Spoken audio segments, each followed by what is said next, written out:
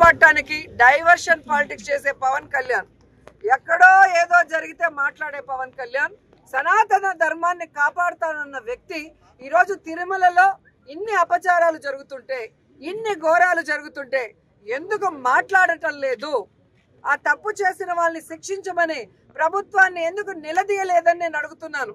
ఇదేనా నీ చిత్తశుద్ధి? నీకు నీ అన్నకి పదవులు ఇచ్చేసి ప్యాకేజీలు ఇచ్చేస్తే నీ నోరు పెగలదని నేను అడుగుతున్నాను.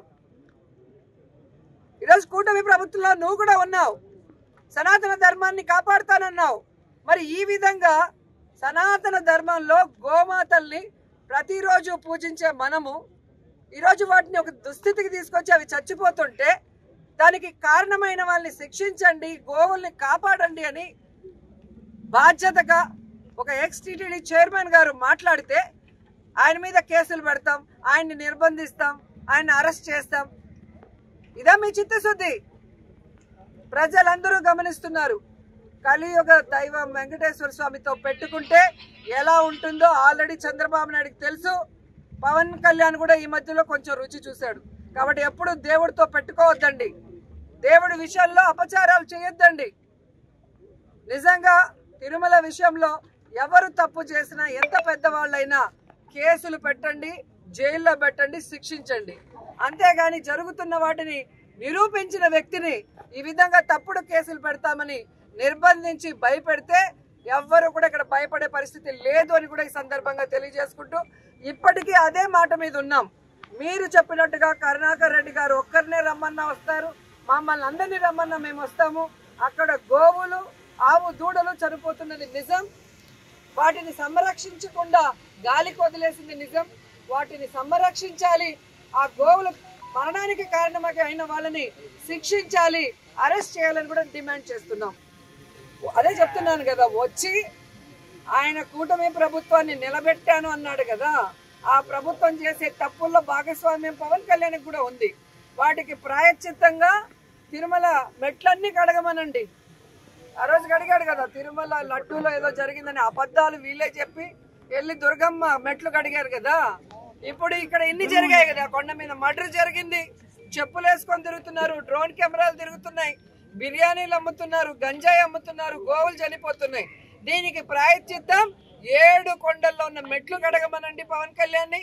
తప్పు చేసిన పాలక మండలిని అలాగే అధికారులని శిక్షించమని కూడా డిమాండ్ చేస్తున్నాం. కాపాడటానికి డైవర్షన్ పాలిటిక్స్ చేసే పవన్ కళ్యాణ్, ఎక్కడో ఏదో జరిగితే మాట్లాడే పవన్ కళ్యాణ్, సనాతన ధర్మాన్ని కాపాడుతానన్న వ్యక్తి ఈరోజు తిరుమలలో ఇన్ని అపచారాలు జరుగుతుంటే, ఇన్ని ఘోరాలు జరుగుతుంటే ఎందుకు మాట్లాడటం లేదు? ఆ తప్పు చేసిన వాళ్ళని శిక్షించమని ప్రభుత్వాన్ని ఎందుకు నిలదీయలేదని నేను అడుగుతున్నాను. ఇదేనా నీ చిత్తశుద్ధి? నీకు నీ అన్నకి పదవులు ఇచ్చేసి ప్యాకేజీలు ఇచ్చేస్తే నీ నోరు పెగలదని నేను అడుగుతున్నాను. ఈరోజు కూటమి ప్రభుత్వంలో నువ్వు కూడా ఉన్నావు, సనాతన ధర్మాన్ని కాపాడుతానన్నావు. మరి ఈ విధంగా సనాతన ధర్మంలో గోమాతల్ని ప్రతిరోజు పూజించే మనము ఈరోజు వాటిని ఒక దుస్థితికి తీసుకొచ్చి అవి చచ్చిపోతుంటే దానికి కారణమైన వాళ్ళని శిక్షించండి, గోవుల్ని కాపాడండి అని బాధ్యతగా ఒక ఎక్స్-టీటీడీ చైర్మన్ గారు మాట్లాడితే ఆయన మీద కేసులు పెడతాం, ఆయన్ని నిర్బంధిస్తాం, ఆయన్ని అరెస్ట్ చేస్తాం. ఇదా మీ చిత్తశుద్ధి? ప్రజలందరూ గమనిస్తున్నారు. కలియుగ దైవం వెంకటేశ్వర స్వామితో పెట్టుకుంటే ఎలా ఉంటుందో ఆల్రెడీ చంద్రబాబు నాయుడుకి తెలుసు. పవన్ కళ్యాణ్ కూడా ఈ మధ్యలో కొంచెం రుచి చూశాడు. కాబట్టి ఎప్పుడు దేవుడితో పెట్టుకోవద్దండి, దేవుడి విషయంలో అపచారాలు చేయొద్దండి. నిజంగా తిరుమల విషయంలో ఎవరు తప్పు చేసినా, ఎంత పెద్దవాళ్ళైనా కేసులు పెట్టండి, జైల్లో పెట్టండి, శిక్షించండి. అంతేగాని జరుగుతున్న వాటిని నిరూపించిన వ్యక్తిని ఈ విధంగా తప్పుడు కేసులు పెడతామని నిర్బంధించి భయపెడితే ఎవ్వరు కూడా ఇక్కడ భయపడే పరిస్థితి లేదు అని కూడా ఈ సందర్భంగా తెలియజేసుకుంటూ, ఇప్పటికీ అదే మాట మీద ఉన్నాం. మీరు చెప్పినట్టుగా కరుణాకర్ రెడ్డి గారు ఒక్కరినే రమ్మన్నా వస్తారు, మమ్మల్ని అందరినీ రమ్మన్నా మేము వస్తాము. అక్కడ గోవులు, ఆవు దూడలు చనిపోతున్నది నిజం, వాటిని సంరక్షించకుండా గాలికి వదిలేసింది నిజం. వాటిని సంరక్షించాలి, ఆ గోవులు మరణానికి కారణమై అయిన వాళ్ళని శిక్షించాలి, అరెస్ట్ చేయాలని కూడా డిమాండ్ చేస్తున్నాం. అదే చెప్తున్నాను కదా, వచ్చి ఆయన కూటమి ప్రభుత్వాన్ని నిలబెట్టాను అన్నాడు కదా, ఆ ప్రభుత్వం చేసే తప్పుల్లో భాగస్వామ్యం పవన్ కళ్యాణ్కి కూడా ఉంది. వాటికి ప్రాయశ్చిత్తంగా తిరుమల మెట్లన్నీ కడగమనండి. ఆ రోజు కడిగాడు కదా, తిరుమల లడ్డూలో ఏదో జరిగిందని అబద్ధాలు వీళ్ళే చెప్పి వెళ్ళి దుర్గమ్మ మెట్లు కడిగారు కదా.